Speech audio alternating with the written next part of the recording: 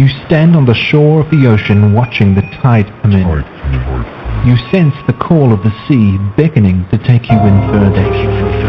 You step forward little by little, not knowing what to expect, but expecting more.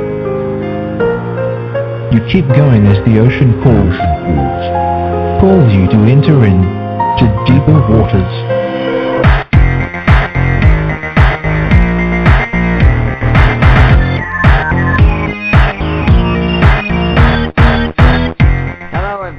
Welcome to the Deeper Waters podcast. I'm Nick Peters, your host, bringing you the very best in scholarship and the project. Today we've got an interesting topic. I don't think we've done a show specifically on this topic before, but we're going to be talking about the burial of Jesus.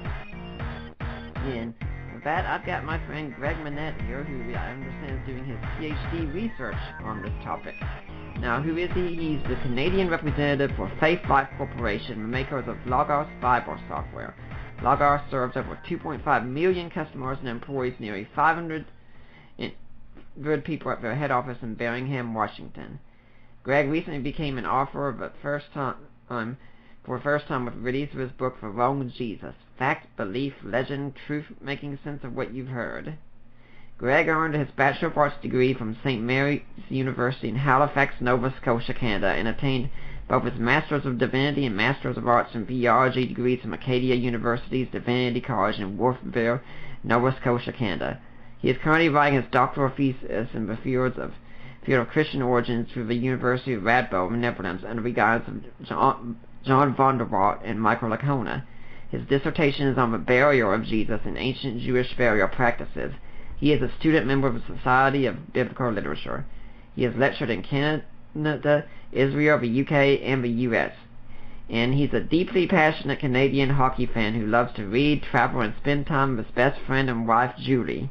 He is also looking forward to Tom Brady and the New England Patriots winning their 5th Super Bowl very soon. So, we'll pray for your being a sports fan and such, but welcome to the show. Thank you very much. Glad to be with you. Greg, since people might not know much about you, could you tell us a little bit about how you got to be doing what you're doing? Yeah, that's a really good question. Well, first off, Nick, I want to thank you for having me on your show. Mm-hmm. And I grew up in Halifax, Nova Scotia, Canada. That's where I currently live with my wife. And I was raised in a Christian family. I'm the youngest of five children. 31 years old, and my oldest brother is 40, so my parents were busy for about 9 years there. I had 5 kids. And, I went to Sunday school, youth group, Bible camp, and, I was one of those people that, I was a Christian for sure. I identified myself as a believer, and I held the core tenets of the faith, but wasn't something that made a big impact on my life. It was sort of something in the background that, I would go to church, go to youth group. I had some Christian friends, but I didn't take it really seriously. And what happened was, when I finally went to university, I took some religious studies courses from a secular perspective. And, when I originally chose the courses that I did, in Canada we call the easy courses bird courses, so I wanted to sign up for as many bird courses as I could just to sort of get some easy grades, so I could just sail through a few basic courses. So I thought, what are some easy courses that I could be able to take that I wouldn't have to put too much effort into it? Because I was what you considered. I know Michael Lacona says the same thing, that when he was younger, he was a gifted student, and if you gave him a C, that was a gift. Well, I was also a gifted student. That's why I wanted to take as many easy courses as possible. So I remember looking at the syllabus, and I was skimming through it, or at the course offering handbook, and I thought, Intro to New Testaments, that'll be easy. I could crush that course. I wouldn't even have to study. I could practically teach the course from all my training at Sunday school and youth group. So I signed up for New Testament Intro, and I signed up for the Life of Jesus of Nazareth. And I also signed up for Hebrew Bible and Comparative World Religion, thinking these would be the easiest courses in the world, especially for someone like myself who grew up in the church. What happened was, within about 30 minutes of sitting in my very first class, I had an instant sense of regret, and fear came over me as I realized that what I was about to learn in that class would change my life forever, because it was the first time I was introduced to a critical approach to studying religious texts, and in this case, studying the New Testament, the Bible, and the life of Jesus.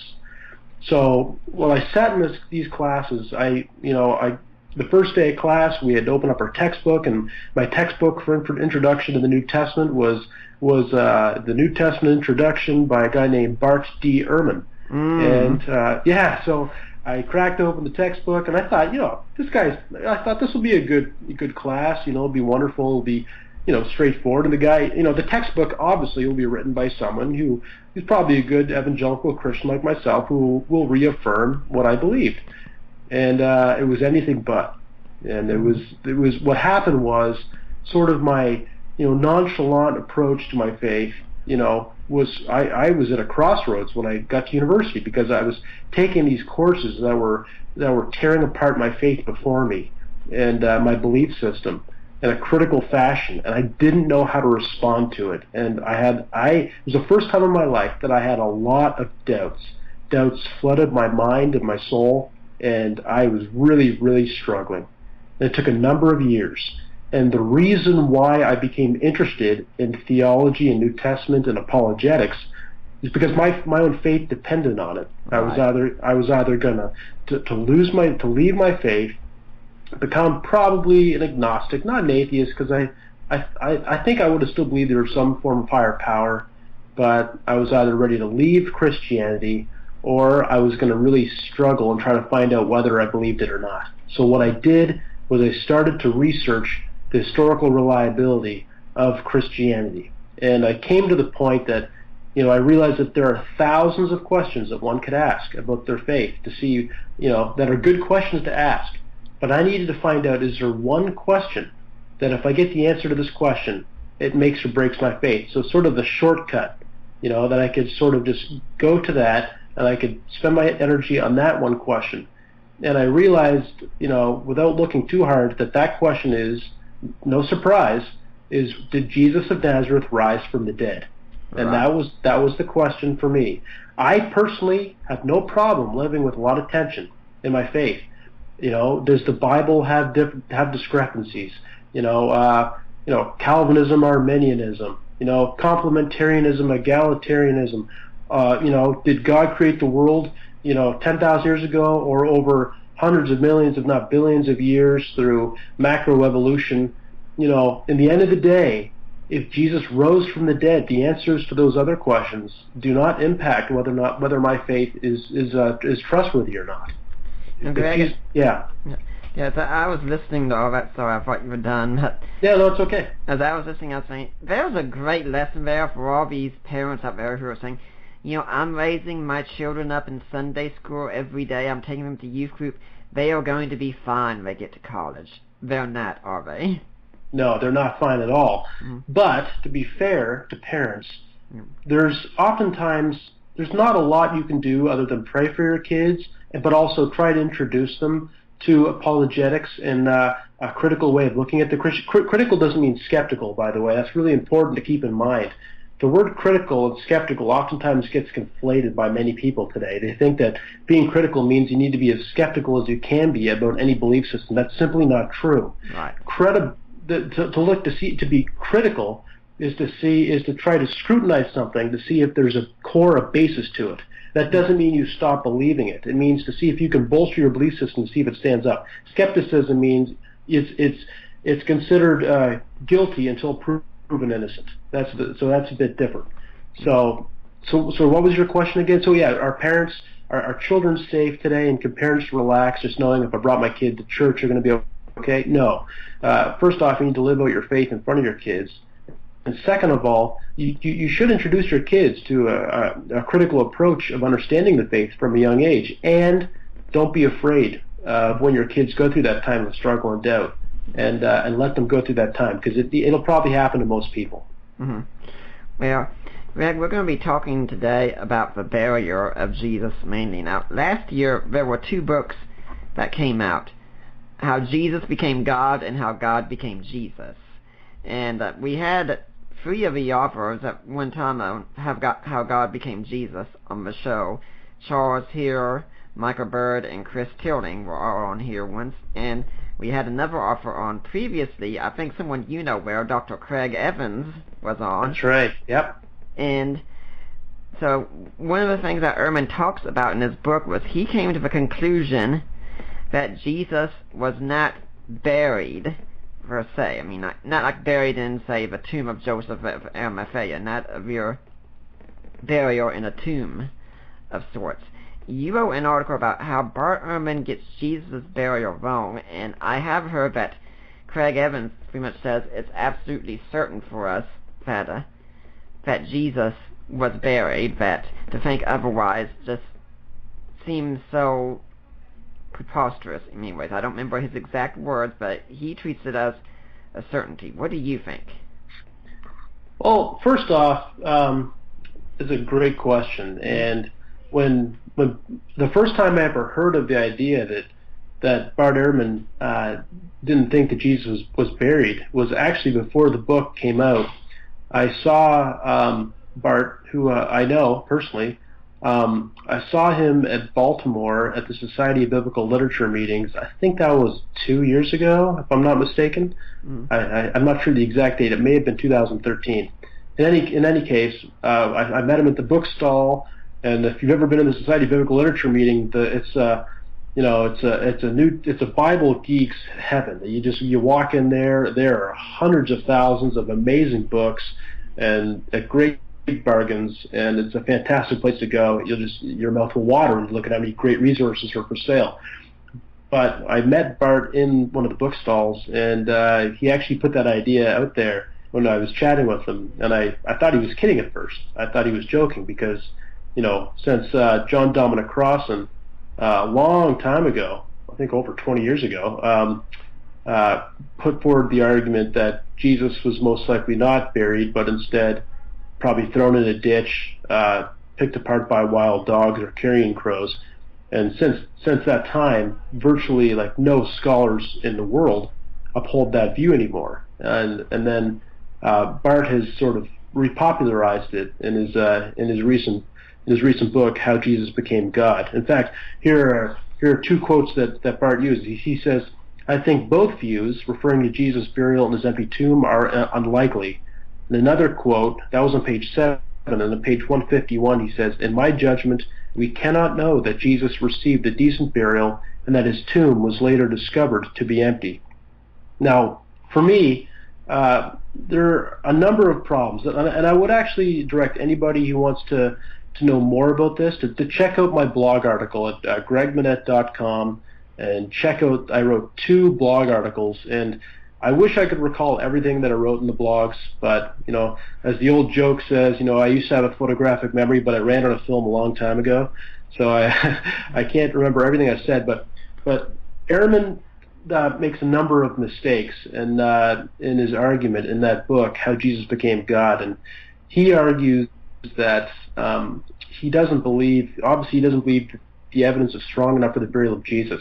But when you look at the lay of the land of scholars who study ancient Jewish burial practices, you'll discover that those scholars who were involved in archaeology, studying ancient texts, especially early Judaism, who aren't even Jesus experts, who just study the burial of the executed in and around Jerusalem, that virtually all of them conclude that Jesus was most likely given a proper burial, not necessarily an honorable burial, but a proper burial, and quite likely by a figure named Joseph of Arimathea.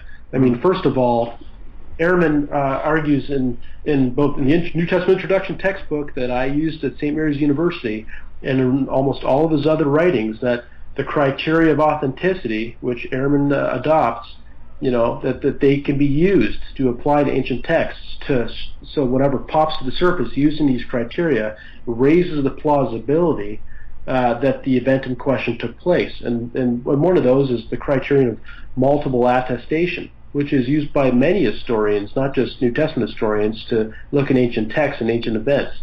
So you're looking at the life of Joseph of Arimathea, and and his existence, and that he buried Jesus, Joseph of Arimathea is mentioned in all 4 Gospels as the one who buried Jesus in a tomb. And that's quite significant, because many scholars, including Ehrman himself, believe that John's Gospel is most likely was written independent of the other 3, Matthew, Mark, and Luke, the Synoptic Gospels, or had a vague knowledge of the Synoptics but went in a different direction. And John's Gospel is very different. It's not the same as the Synoptics. And when John records something that lines up with the Synoptics, most scholars scratch their heads and think, that probably happened, or at least it's recorded very early. It's an early tradition. So, Joseph of Arimathea is mentioned in all 4 Gospels, and he's named explicitly, which is very important. And because if you keep in mind, as even Ehrman himself argues, that all 4 canonical Gospels were composed within the 1st century, that doesn't leave a whole lot of time for historical embellishment to start to develop, like a snowball going down a hill, picking up loose tradition that's fictional. And if eyewitnesses, a recent author named Robert McIver, he argued that, by 30 to 40 years after the life of Jesus, there would have been approximately 1,100 or so, or more eyewitnesses still alive to consult, who most likely knew Jesus or saw Jesus' ministry in action. And by the time John's Gospel is written, around 60 years or so after, if you go with the later date of John, around 60 years after the life of Jesus, you would still have a few hundred eyewitnesses alive. You could consult to see whether or not the Jesus tradition recorded in John is to be trustworthy. So, even if you go with late dates of the Gospels, if Joseph of Arimathea did not exist, you would have expected early redaction, the editorial work that was done most likely early on in the Gospels, if there was any editorial adjusting to the Gospel text themselves, that they would have airbrushed Joseph of Arimathea out of the story. They would have got rid of him. The other thing that Ehrman doesn't discuss anywhere in his argument against the historicity of the burial of Jesus, Ehrman doesn't discuss anywhere archaeology and its impact and its and how it helps build the case for the burial of the executed in and around Jerusalem during the time of Jesus. And most of us know about the heel bone of Yehohanan, and that was discovered at Givat HaMivtar, an area around Jerusalem. That was a few decades ago, but that heel bone what happened was we discovered in an old tomb there was an ossuary, an ancient limestone Jewish sort of coffin. It was a bone receptacle, and inside this bone receptacle were discovered the remains of this man named Yehohanan. The reason we know his name is because his name was carved into the side of the ossuary. Inside the bone box was this heel bone amongst other bones, and there was a nail, and that nail was lodged into the bone. And the reason why the nail was still in the bone, in the heel bone, is because it has a hook at the end. So what most likely happened is when the nail was hammered through the guy's ankle into the cross that he was hanging on, because Yehohanan was a crucifixion victim, it hit a knot in the wood, most likely caused the nail at the end to bend the hook. So later, when they tried to get the nail out of the cross and to take him down from the cross, they couldn't extract the nail, so they just most likely used an axe or a saw and chopped that area of the guy's heel bone with the chunk of wood and the nail right out of it and threw it and put it in his grave until a year later when they came and collected his remains and put it in the ossuary. So we have the remains of a crucifixion victim, and what that shows is that in antiquity, in and around Jerusalem during peacetime, that even the executed were given proper burials. And this is what we read in all of our ancient texts as well. We read our ancient texts, they tell us that even the executed were to be buried. And especially around Jerusalem, because Jews were very finicky with purity laws. And they didn't want, as Deuteronomy tells us, you don't leave a body hung overnight. So that, why? Not out of respect of the deceased, but so that the land itself wouldn't be defiled, the land that God gave the people of Israel. So that's why Jews wanted to bury people, even the executed, was so that the land wouldn't be defiled. So there's a whole slew of problems with Ehrman's idea. Not to mention the fact that our earliest reference to the death and resurrection of Jesus, Paul's 1 Corinthians 15, which was composed very, very early, that specifically references Jesus' burial. Well, I'd like to remind everyone you're listening to the Deeper Waters podcast, and we've only got Greg Monette, our guest, for an hour here today. But if you're listening next week, we're going to have two guests in the studio. We're going to have Rodney Reeves and E. Randolph Richards. We're going to be talking about a new book they've got out, Rediscovering Paul. We're going to be talking about the Apostle Paul and looking at his culture and his letters, the world around him, and who he is. And they won't have David Capes. David Capes will be on another time. But next week we're going to have Rodney Reeves and E. Randolph Richards joining me. But Greg, when Paul writes, Paul only says buried. He doesn't say anything about a tomb. He doesn't mention Joseph of Arimathea. I mean, wouldn't these be important things for Paul to talk about?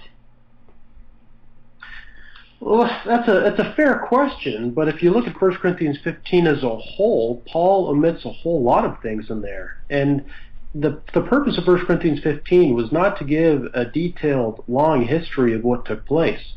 It's a very easy, memorable, almost creedal-like recitation of what took place. You know, Paul says basically, you know, I pass on to you as of first importance what I received. And then Paul gives basically the Coles Notes version, just the core, tight version of what went down with Jesus' resurrection. You know, that Jesus died, and he was buried, and he was raised, and then he appeared to a number of people.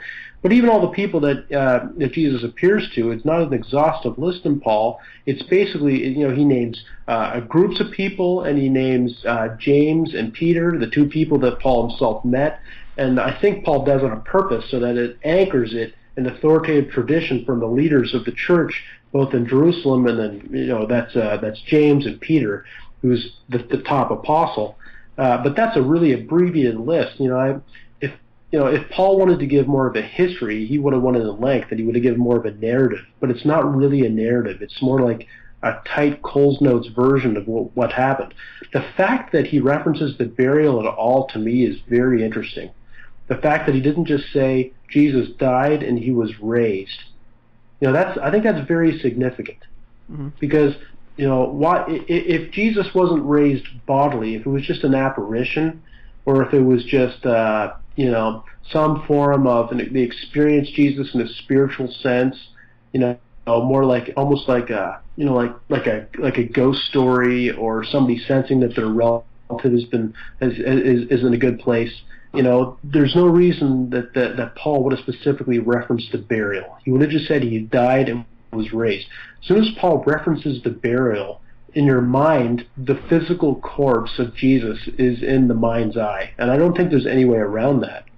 I think what it does is it anchors home the importance of the corpse of Jesus in the process of what's happening.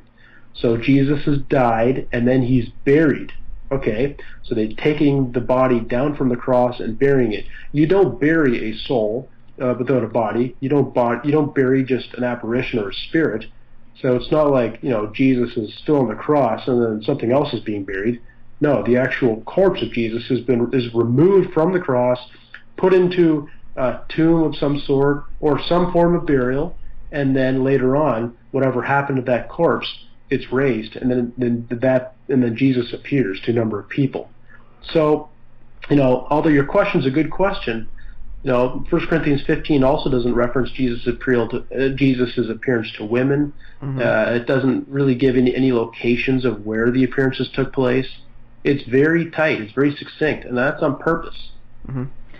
Well, when we talk about Joseph of Arimathea also, sometimes people have a lot of skepticism about him on a number of points. First off, the Sanhedrin had just condemned Jesus to death, and all of a sudden there's going to be a good guy in the Sanhedrin who comes forward. And second, Richard Carrier, for instance, in his book on Historical Jesus, says that, well, for one thing, we don't know where Arimathea was, generally, that's my understanding. He says Arimathea is probably an invented word meaning best doctrine town.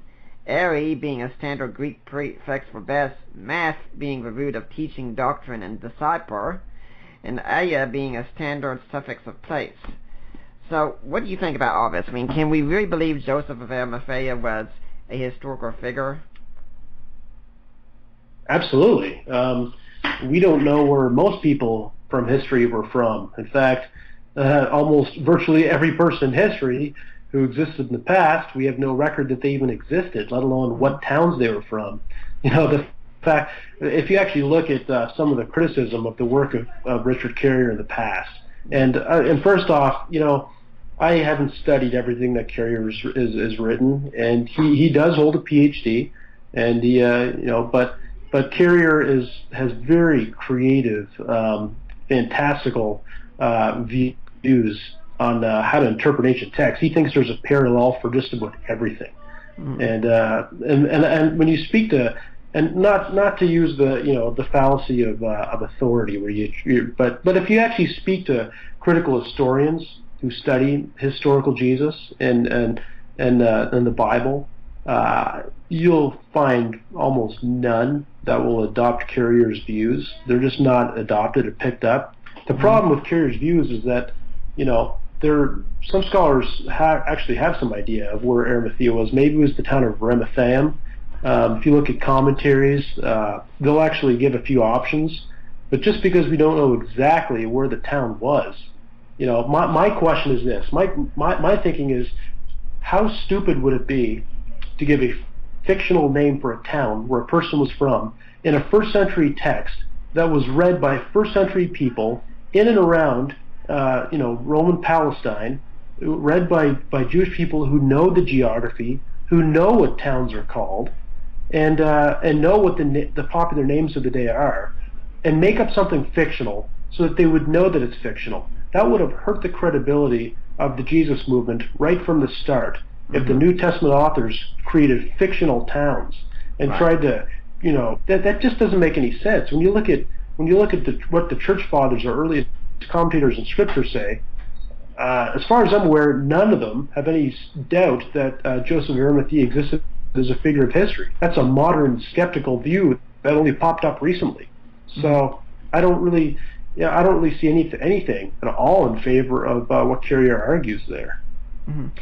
Now, also in your blog piece that you wrote on Bartram, you referred to the Digesta and how it says that the people's bodies were to be buried, but someone could say, well, the Digesta dates from 500 AD. Why should we trust it? That's a good question. My MA supervisor, the well-known New Testament scholar Craig Evans, he recently wrote an article specifically responding to Ehrman's criticism. And what Ehrman doesn't explain in his criticism of the Digesta is that the Digesta, where it talks about burying people, it's actually referring to an earlier tradition that almost certainly goes back to the 1st and 2nd centuries.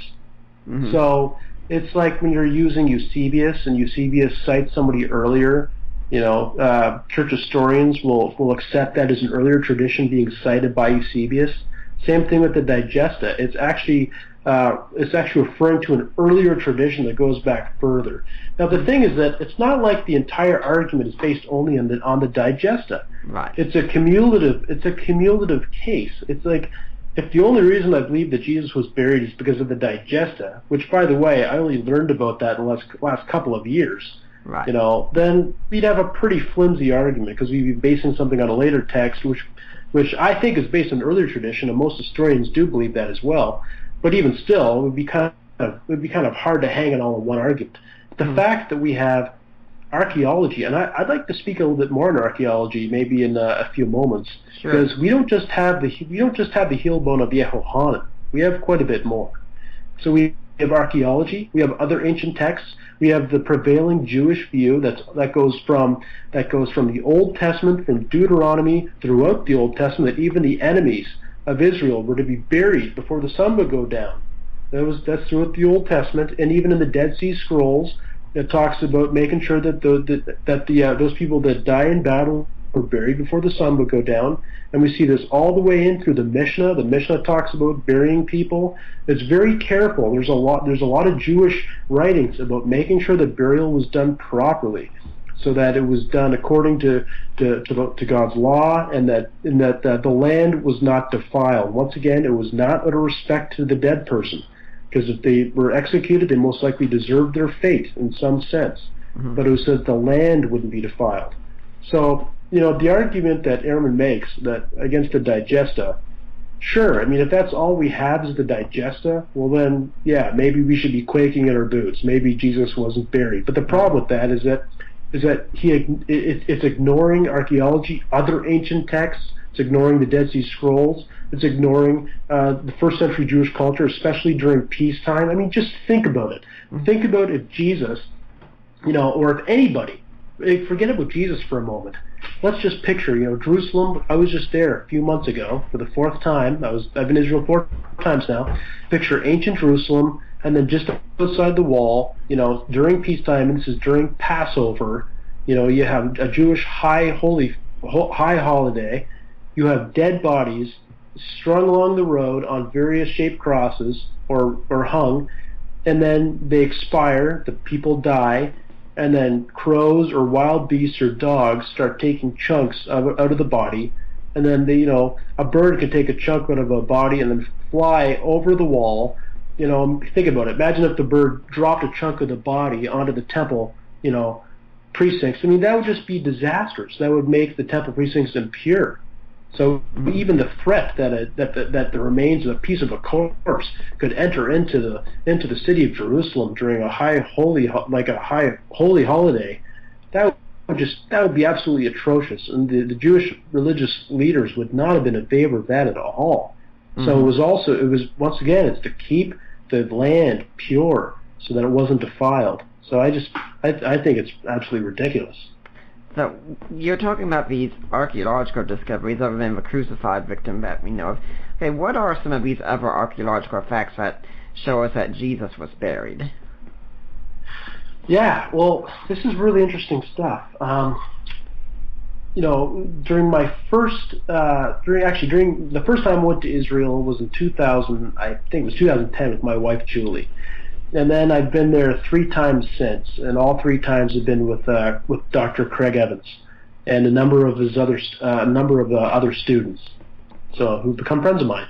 And what I did was I wanted to make sure that Dr. Evans and the group of students who were with him, that we could meet with Dr. Israel Hershkovitz, or Professor Israel Hershkovitz, who is who's professor of forensic anthropology at the Sackler Medical Science Center at the University of Tel Aviv.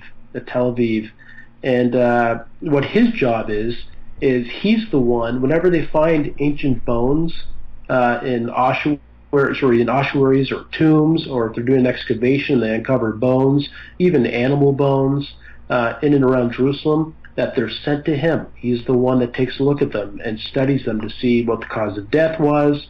He can tell, he takes samples from the bones and look at what their diet was. One interesting factoid that I learned this past trip, because we met him again, was I asked him, how did they treat, we know that they did surgery on people in ancient times. They tried to even do they even did medical work on people 2,000 years ago. We found fillings in people's mouths, and I thought, how the heck did they do that without having Novocaine or some form of pain control? He said, oh, they did have pain control. It was called hashish. That's what they used to use for pain medicine in ancient times. They'd give somebody a lot of hash, and they would get them drugged out of their mind, and they wouldn't feel any pain before surgery. But anyways, when we went to visit Israel Hershkovitz in 2012, and during that trip, Dr. Evans and I learned that it was that we no longer just have the heel bone of Yehohanan, which the original heel bone is actually at the University of Tel Aviv in the possession and the caretaking of Professor Israel Hershkovitz. When you go to Israel Museum in Jerusalem, you're looking at a facsimile. It's not the real one. It's a facsimile that's made to look very similar, almost identical to the original heel bone. So we went to see the original heel bone of Yehohanan with the nails still intact at the University of Tel Aviv at the Sackler Medical Science Center. While we were there, we also learned, and we not only learned, but we saw some more bones. And this has just become more widely known in the last few years. the last remaining member of the Hasmonean dynasty was a person named Mattathias Antigonus. And he died, a little over a century before the time of Jesus. And according to two of our sources, one source says that he was decapitated, and the other source says that he was crucified. Now, scholars, if Bart Ehrman was looking at those two sources, he would say, well, we clearly have a contradiction. We have a discrepancy. I mean, it says in the one text it says he was decapitated, the other text says he was crucified. They both can't be right. So which one is it? Or maybe neither of them are right. So I can just picture Bart Ehrman, looking at these ancient texts, thinking this is another example of how ancient writers in independent texts have botched the recording of an historical event. Depends on which text you read. Exactly. It depends on which text you read. I can just picture Ehrman saying that with a bit of passion and conviction combined. The problem with this is that a few decades ago, the remains of the actual the tomb of Mattathias Antigonus was discovered, and it's known as the Abba tomb. And there's an inscription on the tomb, and inside we discovered the remains of a man, and the inscription itself, tells us, basically tells us that it's the tomb of Mattathias. And then inside, we discovered the remains. And when you look at the remains, you discover that he was both decapitated and crucified. And I've seen the nails with the bone calcium, the bone fragments still attached to them. That most likely went through the metacarpal in the hand. And these are at the University of Tel Aviv. And I have pictures of them.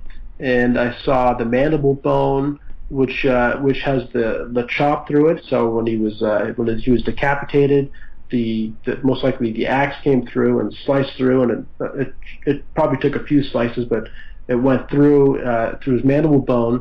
So we have evidence when we look at the remains, and Hershkovitz is very convinced that these are the remains of Mattathias Antigonus, who was both decapitated and crucified, thus sort of conflating these two, what appeared to be discrepant accounts, to both be accurate. So when you look at them together, they actually both make sense.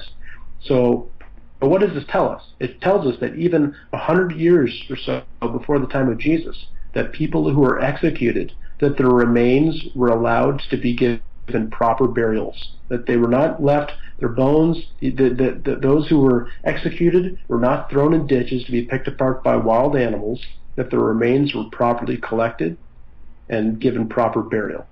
Mm-hmm. And there's a difference between proper burial and honorable burial. Honorable burial means that you go through an elaborate ritual to really take care of everything in honor. That's what William Lane Craig has argued, and it's an interesting position.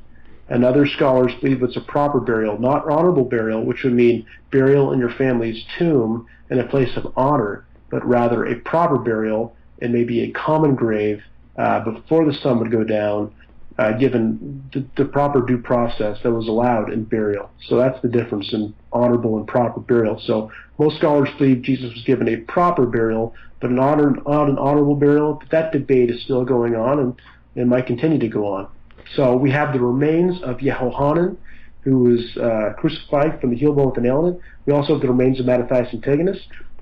We also, if you take a look at Craig Evans' book, I think it's called Jesus, The Final Days. I think that might be the title of it. I might be wrong.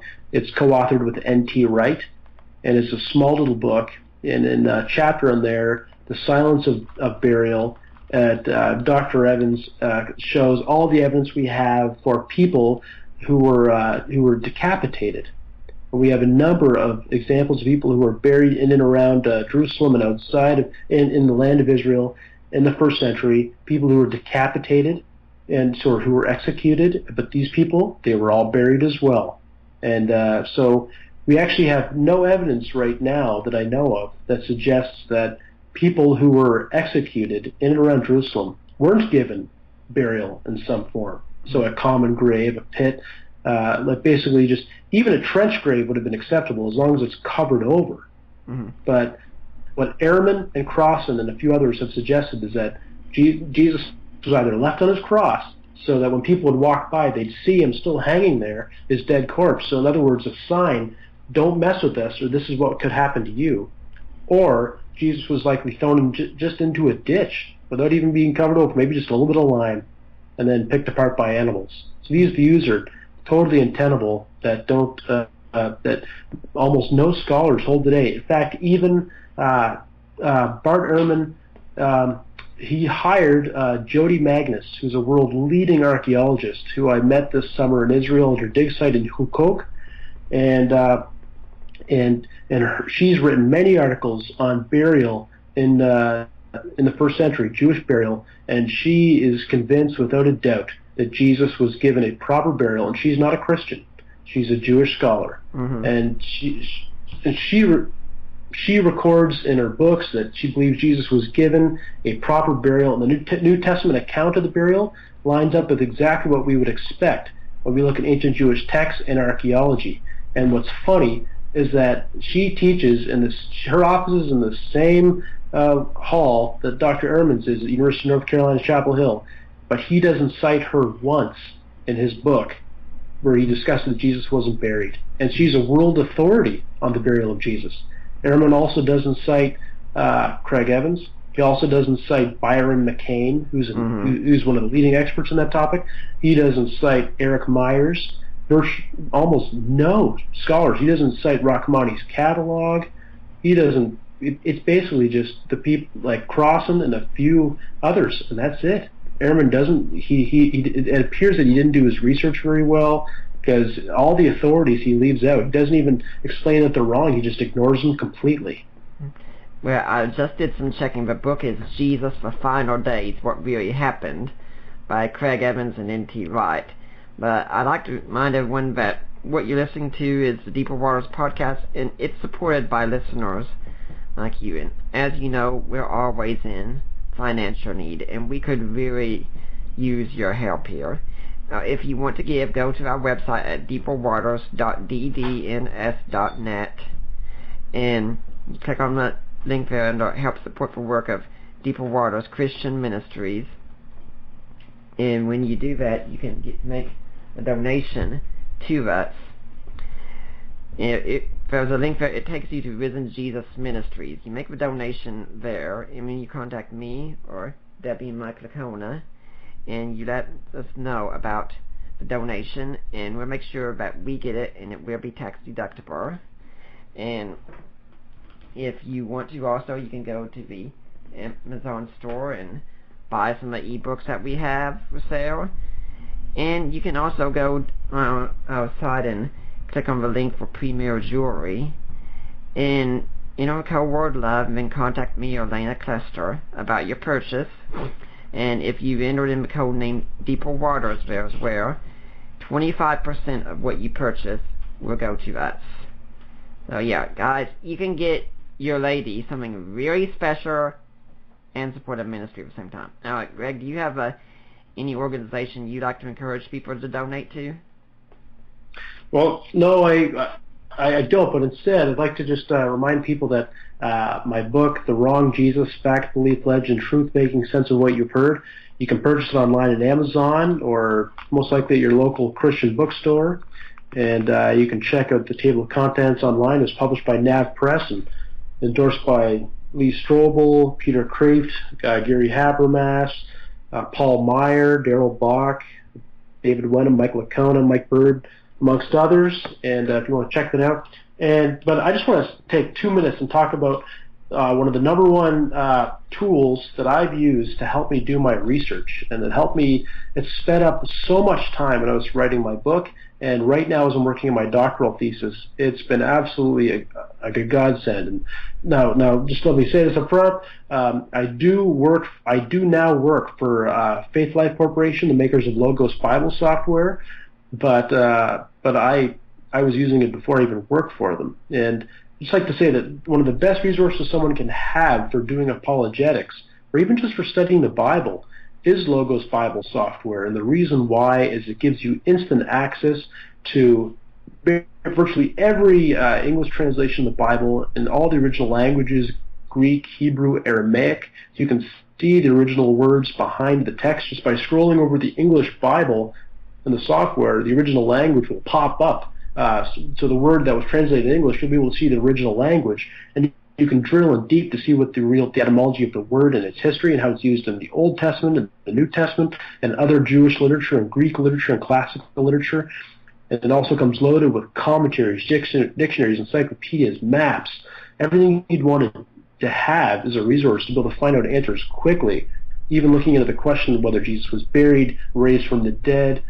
You can look at all the other ancient texts to see what the Jewish belief in the afterlife was, dictionaries. It's absolutely amazing. And it does automatic footnotes for you, and the maps are actually programmed. They're hooked up to Google Maps, so when you're looking at a map of Galilee, you can zoom right in, and you can click on it. It'll show you the exact spot today. So it'll show you Google Maps. It's basically when you speak with Bible scholars, almost all of them, they use one form of Bible software because it saves so much time, and it gives you. And as we all know, when you go to Google, doing a Google search isn't always the best way to look for your answers to life's questions. I recommend checking out logos.com, logos.com. Check out some of the different library options. For apologetics, I would recommend Silver Package or higher, because that includes the writings of the early church fathers. But for me, that's been the number one help to me doing research, for preparing messages, for sermons, for doing apologetics presentations, for looking answers to my questions. That's it, because my library is not a physical library, it's digital, and it goes with me everywhere I am. I have thousands of books in my library on my computer, and it comes in. You can put it on multiple devices and go on your laptop, your computer, your smartphone, your tablet, which is absolutely awesome. That's my quick little plug for Logos Bible software, but also, once again, check out my book, The Wrong Jesus, and I think you'll really enjoy it. Yep, The Wrong Jesus is available on Kindle for $13.48. Paperback is $14.19. Logos costs a little bit more than that, unfortunately. Oh, of course. Yeah. But I would say it is an invaluable resource. I've recently got the silver edition, which I had to get for my schooling here. But I can say, oh gosh, this is so helpful. I carry it on my Kindle with me, and if I'm in a debate somewhere online, I can actually look up a verse, or someone asks, well, what do you think this means? Look up a verse, go get a good commentary on it, cut and paste, and it's all formatted right there immediately for me. So it looks really nice when you put that up. Yeah, you never have to write footnotes ever again, and those people that have to write research papers or sermons they want to cite, footnotes can become endless. So it's nice when it's done automatically for you. Just by, all you do is, as you said, highlight basically copy and paste into your Word or Pages document, and the footnotes automatically at the bottom, done. Well, that last bit you were saying about Ehrman, something I notice whenever I read an Ehrman book is Ehrman is very good at giving you the sound of one hand clapping. I mean, for instance, when I was getting ready to read the book, Jesus, Apocalyptic Prophet of the New Millennium, which I was sure was going to be about, well, here's how Jesus got things wrong. I made a prediction at the start. I said, as an Orthodox preterist, I am convinced Ehrman nowhere in this book will interact with a preterist interpretation of the text. I was right. Nowhere in there did he interact with it at all. It just looks like whenever Ehrman comes forward, he doesn't argue with the best people arguing against his position. I mean, I don't think there's even one place in How Jesus Became God that he interacts with Richard Bauckham's work at all, and Bauckham would probably be his biggest critic. And Larry Hurtado, and Jimmy Dunn, and Martin Henkel. Where I do know Larry Hurtado was mentioned twice, but his arguments are not interacted with at all. And here we've got a case where there is someone who was right in the very same school where he teaches at, and this person is not cited at all. I mean, it's really also that Ehrman's readers who don't know better will think they're informed, fully knowing what the scholars think, and they aren't, are they? No, they're not. And I think that's a good analogy, one-hand clapping. I totally agree with you. When I read Ehrman discussing, the burial of Jesus, and the fact that he showed no awareness that, of even Jody Magnus, who he himself hired, and she's a world-class authority in archaeology and ancient Jewish beliefs, that just, I scratched my head, and I just found it very odd. I found it odd that he wouldn't even give mention to her. He could have said that, if you want to read up more on this topic, with an alternative viewpoint, check out her work. She's fantastic. Yeah. He could have said that in a footnote, but there's no mention of it. He doesn't mention Eric Myers from Duke, who's just down the road. Bart knows Eric for sure. They live in the same city. As I said, he doesn't reference Byron McCain, Craig Evans, Rachel Hackley. She wrote the Bible on Second Temple Jewish funerary practices. She's not mentioned at all. I mean, if I wrote my PhD thesis, and I'm working on it now, if I didn't cite her, I would fail my thesis. He doesn't cite John Cook or Shimon Gibson, just to name a few. I mean, to me, that just showed an overall weakness. And let me just say up front is that I do like Bart Ehrman. I'm not one of those evangelicals that's a Ehrman hater. I think he's a great writer. I think he's fun to read. I think he's actually done a lot for apologetics by creating a conversation partner to get people thinking. And the fact that Christians have to struggle to respond to some of Ehrman's critique, and some of it's very good. Some of what Ehrman says I agree with, some of his criticism of Christian thinking and modern Christian thinking. Mm-hmm. But a lot of the times, I find evangelicals sort of respond to Ehrman in a negative way, and they do with ungraciously, and I've been guilty of that in the past. Yeah. But let me just say that I do like Bart Ehrman. He's a nice guy. I know him personally. I've hosted him to Halifax to have a debate with Craig Evans, and he's very nice. And I've met he and his wife, and he's a nice guy. But I still feel that he sort of he can be kind of shifty when it comes to putting forth some of his views, because as you said, you would never know if there was an alternative viewpoint out there, like as you said, Orthodox preterist view.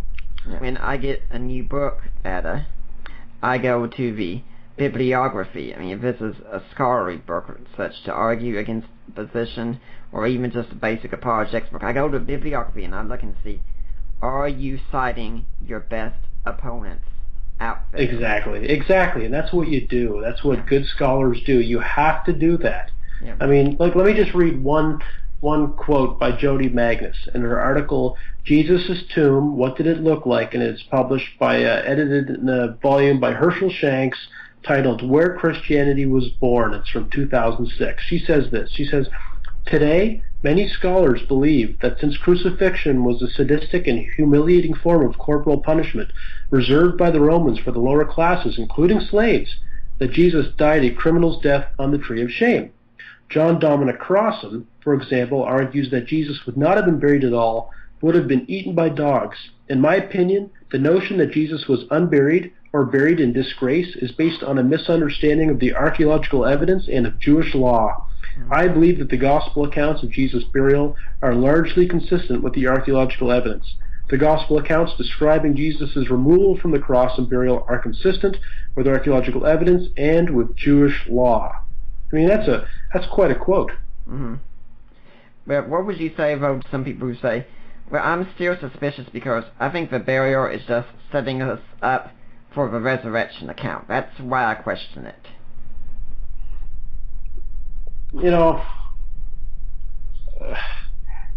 Sometimes, you could, one of the things I've learned in the last few years is that you cannot respond to every person's skepticism. Mm-hmm. There comes a point where you can say, look, I remember sitting in New Testament introduction class. Craig Evans was teaching the course, and there was a few students that kept asking skeptical questions, and he said, look, folks, he said, anything is possible. Anything is possible. Even the most outlandish idea is possible. But what's most probable? That's what serious historians go on. They go on probability. What most likely happened?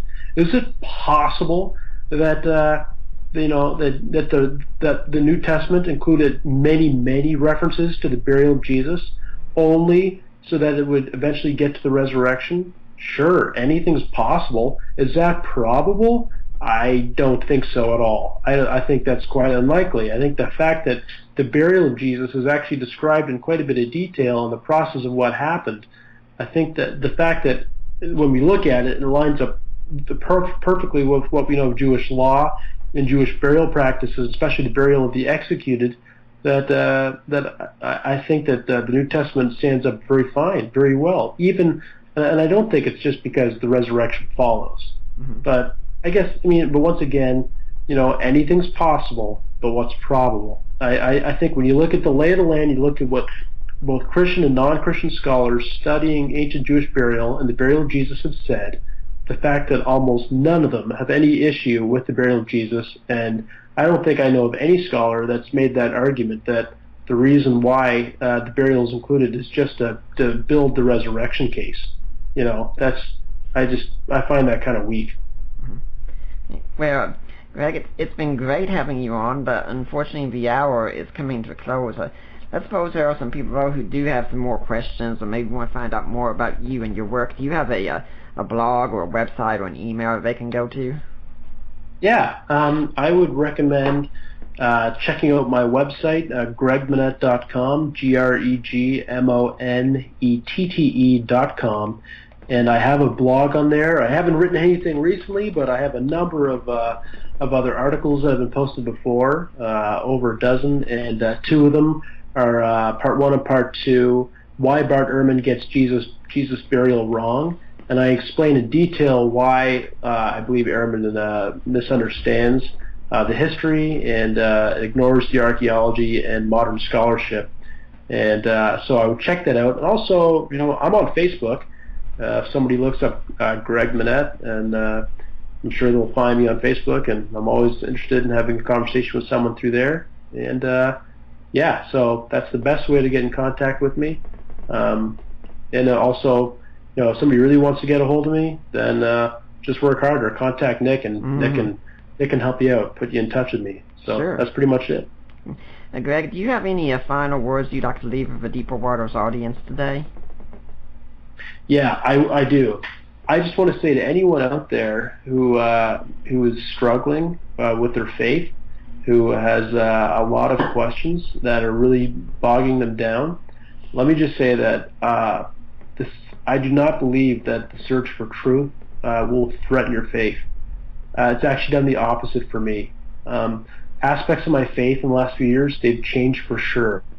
There are some views I used to hold that I no longer hold, or that I've actually altered, or sort of they've changed, they've morphed into something different. But life is a journey, and don't be afraid to look for answers to your questions. And just let me say this: is that where you are today will not be where you are 5 or 10 or 15 years from now. God is very gracious and compassionate, and God works with us where we are and is patient and allows us to shift our views over time to become more in line with reality and hopefully the truth.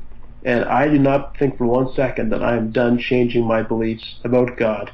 I believe it's going to continue for the rest of my life, and so my recommendation to anyone out there listening is to not be afraid to look for answers to your questions, because after all, you don't want to be living your life without knowing the truth. Well, Greg, I'd like to thank you for coming on Deeper Waters podcast. Hopefully we'll see you back here again sometime. Yeah, that'd be great. Thank you so much. And by the way, next week, your show with Reeves and Richards, their book Rediscovering Paul, I personally think is the best introductory textbook for the life of the Apostle Paul, and I'm going to skim it again this week because I bought that on my own a few years ago. It wasn't the one used in my Life of Paul course, but it was way better than the one used in my Paul course, and I'll be listening to that show. And these two gentlemen, I think at least Richards they have a new book out about Jesus. So. Yeah, I'm reading it right now. We're hoping to have him come on and talk about that book sometime. That'll be fantastic. Nick, you're doing a great job, and I really appreciate your ministry and the fact that you're helping people think and ask good, hard questions, and you're getting really good people to interview, and I'm just honored that I was included in that group. Yeah, I'm glad that you came on, and by the way, Mike Lacona recommended that you come on to talk about this topic. So, consider that, take that for what it's worth. Greg's already told us about who's going to be on the show next week, so for now, I'm Nick Peters, and I'm signing off.